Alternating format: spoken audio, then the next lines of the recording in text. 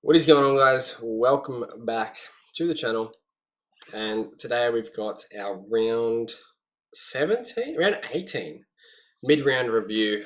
Spoke about this a couple of weeks ago and said basically I'm going to be doing more of these kind of things a bit more in depth, and then the actual round review just to really talk about trades and just general shit, because it's not really that important to go through all the games on the Sunday.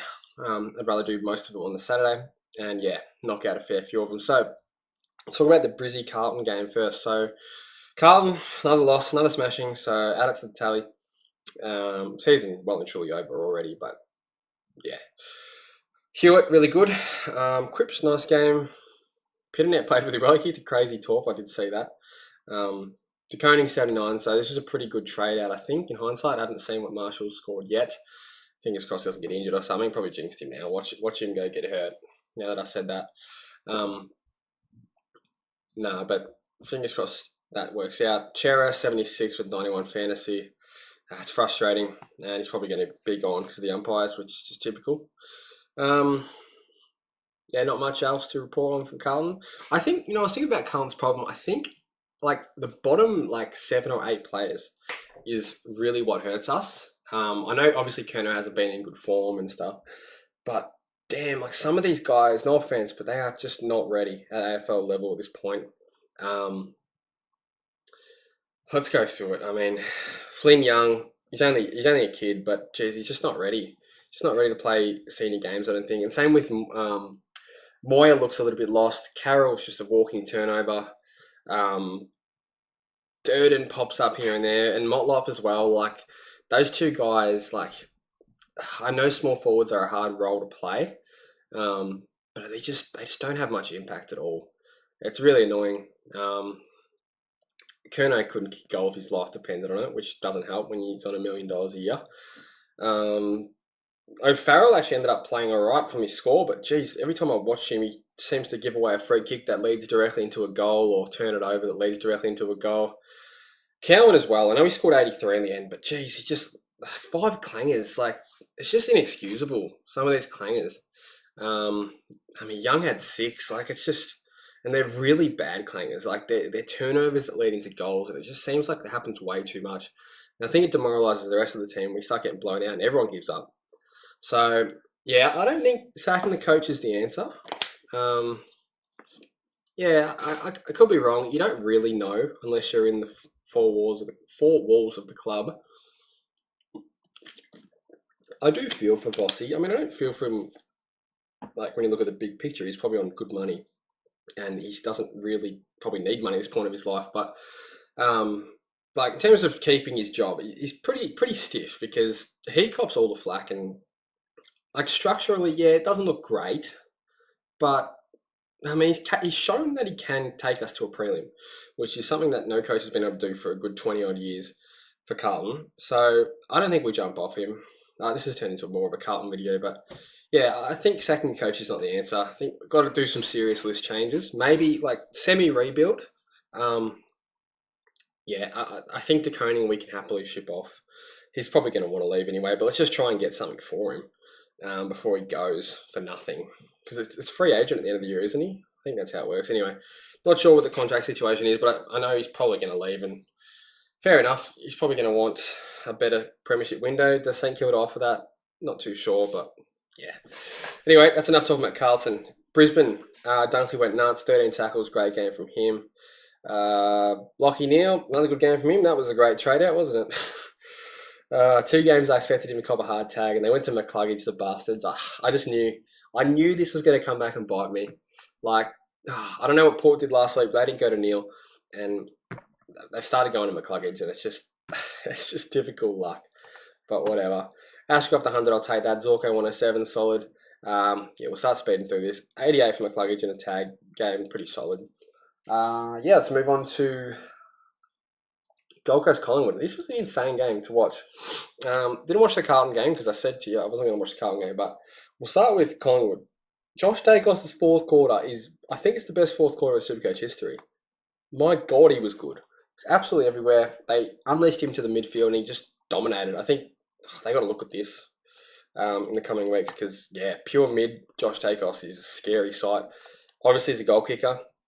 He's got a really good kick on him. So, yeah, I think this is going to be a permanent thing, I reckon, which is crazy for owners because if he plays permanent midfield, he's probably going to score very well.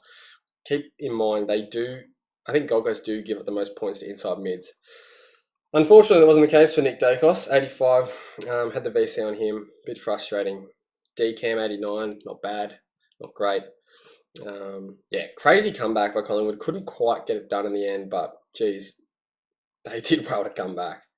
Tom Mitchell, geez, handball merchant. I know he's always been a bit of one. 11 tackles, crazy, but he's playing some pretty good footy.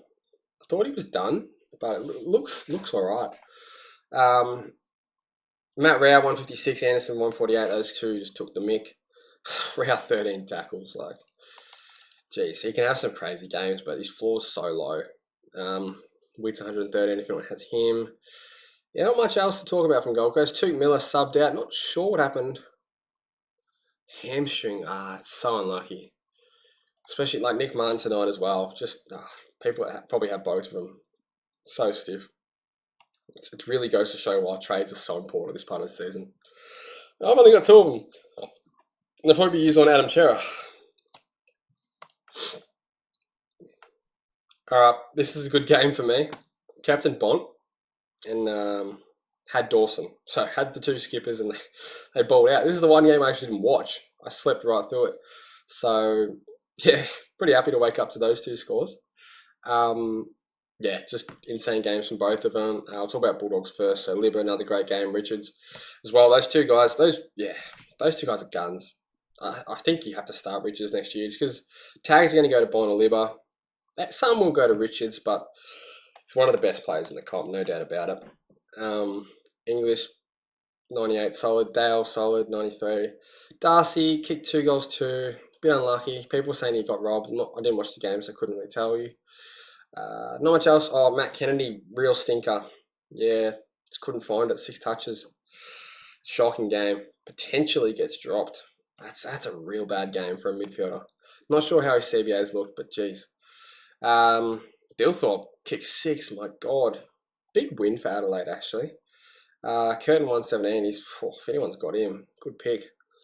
Sligo 112, lead 109. Rankin 105. You take that. Rankin's been pretty solid. I know he's been a bit hot and cold, but for a forward, he's been pretty good. I haven't had him all year. Yeah, not much else to talk about there. And this is where it started to fucking take a hit. Max Holmes, thanks, mate. Thanks for 60 or whatever you scored. 72, just couldn't get near it. 17 touches and a goal. Just couldn't find the ball. Plain and simple. Bailey Smith got a hard tag. 98 fantasy, 73 super, 8 clangers. It's not good. And then, yeah, Tom Stewart. Of course, you want to be a demigod now that I got rid of you. Who else? Oh, Cadman went 115. Shit. Briggs 114, Whipper 105, solid. Yeah. Whitfield stat padded like crazy. He was playing shit and then just turned it on. Tom Green 97, yeah, not great. Pretty low scores. Like, what the fuck? Why are they all so low scores? Anyway, moving on to Richmond to Essendon. Talk about Richmond first. Taranto went nuts, 135. Nank, huge as well. Short. Big bad Tyler Young. So good mates with his brother and played really well. We've both thought he should be in the senior team for a few weeks now. So good to see he actually got a chance. And I reckon that's probably his career high score. So he's not getting dropped anytime soon. Would I pick him in Supercoach? Probably not. But 8 marks, 18 touches. Bloody good game. 94% disposal efficiency. He only had the 1 clanger. It's basically a flawless game. So very well played. Did he play on right? I didn't see much of the game. Yeah, right. Okay. And then what? Who would have taken Caddy? Ben Miller? On May? So who the fuck went to Caddy? Maybe Vlosten? Oh, he played loose. Vlosten's such a cheeser when he plays loose. Who else plays backline these days for Richmond? Sims? I don't fucking know. Who cares? Yeah, pretty bad loss for Essendon. Like no disrespect to Richmond, but geez, Essendon are meant to be in that finals window, and like you cannot drop these games. I can't talk because Carlton dropped it as well, but Carlton are nowhere near the finals window, and like that's just how it is. You can dream about 2023 all we want. This is not the team that's going to make any damage anywhere near the finals. So yeah, Merritt was going well half time. I don't know what happened in the second half. Did they put some time into him? Tagged by Ross second half. Yeah, they've had that one up their sleeve in the past. They haven't used him much as a tagger this year. Bit surprising. It seems like tagging is the way to go. It is the meta, which is something we're going to have to accept. I know I've cracked the sads over it just about every week, but look, it does work. You shut their best player down, and it does make it hard. I think teams that do get tagged, they should just send the player forward. Put the tagger in deep water and literally send them deep forward one-on-one and let them play.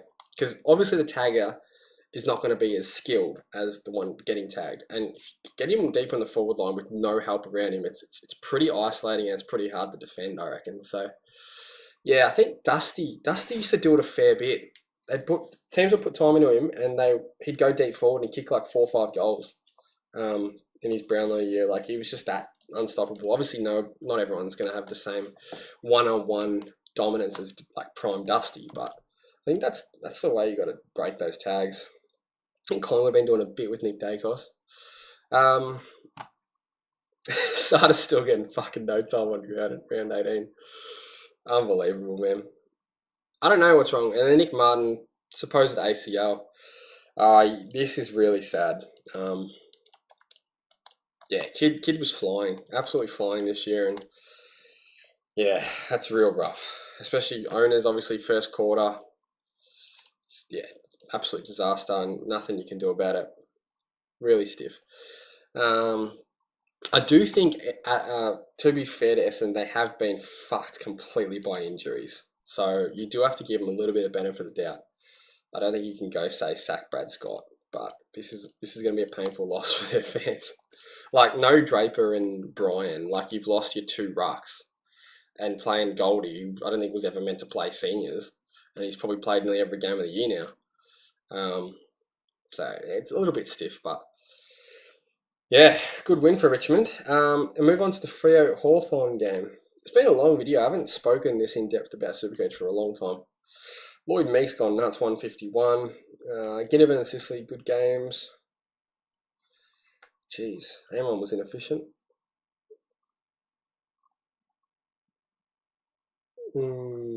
Yeah, not too much to talk about for Hawthorn, is there? What did Big Bad Newcomb, 81? Yeah, I don't think Newcomb's ever a good pick. I just don't think he's got the outside game to be an uber premium. I mean, you could argue he's a premium, but he'll never be like a top 8, I don't think. Jordan Clark, 125. Yep, took the mick again. Brayshaw, 121. Hopefully no issues with his head. I mean, it was bleeding like crazy. The win healed the wound instantly. Well, we'll see about that if he plays this week. Luke Ryan, another good game from him. Sarong, 93. Did he cop attention? No, just went head-to-head with Newcomb and 95, sorry. Yeah, look, we'll take that. It's not great. It's not terrible. Shai Bolton, 90, if anyone still has him. Luke Jackson, 84. Yeah, come down a little bit. Sean Darcy, looks like they're sharing the ruck time. I mean, Jackson was always going to come down a little bit with Darcy in the team. And that's pretty much it for Freo. I'll bring my team up on the screen over here real quick. What are we looking at? What's the projected looking like? 2-4-4-5. So obviously got let down pretty badly by Holmes going 70 under. Cherry let us down as well. But teams like, I think it's like par week, 2-4-4-5.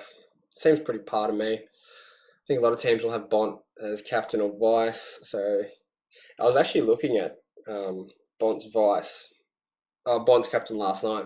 He hadn't gone over 120 the last 3 games against Adelaide. And I was thinking, should I change it? And I actually did what I've never done all season and just said, I don't give a fuck. Like, genuinely, I'm just going to leave it. And if it goes big, great. If it doesn't, whatever.